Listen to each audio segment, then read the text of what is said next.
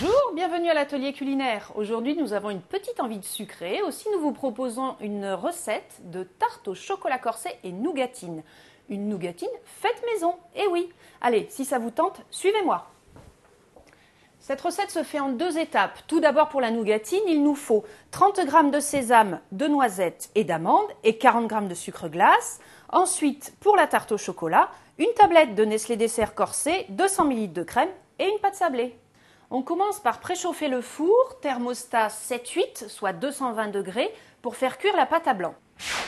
Qu'est-ce que c'est cuire la pâte à blanc? C'est tout simplement cuire la pâte sans garniture, puisque la ganache au chocolat ne supporterait pas la cuisson au four. On déroule la pâte dans le moule à tarte, on l'ajuste bien, et ensuite on fait de jolis bords.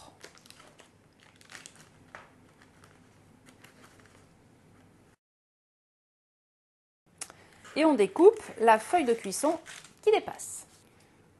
Et bien sûr, on n'oublie pas de piquer le fond et les bords avec une fourchette.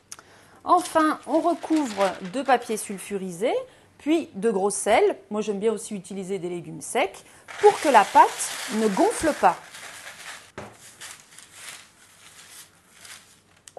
Et c'est parti pour 20 minutes de cuisson au four. Pendant que la pâte cuit, nous allons faire la nougatine. Pour cela, il faut mixer les graines de sésame, les amandes et les noisettes. Et voilà le résultat. Ensuite, on verse dans une poêle chaude avec le sucre glace et on mélange délicatement. Vous voyez, ça commence à caraméliser.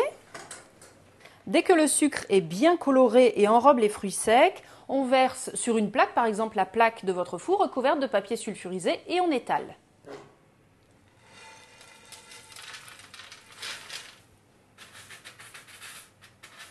La pâte est cuite, on la sort du four. Évidemment, on n'oublie pas d'enlever le sel. La nougatine est refroidie, il ne reste plus qu'à la hacher, comme ça. Voilà. Et maintenant, on répartit sur le fond de tarte. Dernière ligne droite, on va préparer la ganache au chocolat. Il suffit de verser la crème bien chaude sur le chocolat cassé en morceaux. Il n'y a plus qu'à mélanger délicatement.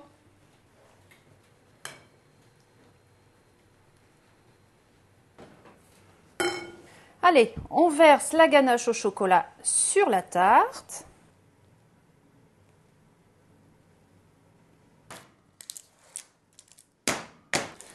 Le plus dur finalement, c'est de patienter puisqu'il va falloir placer la tarte 1 heure au réfrigérateur pour que le chocolat durcisse.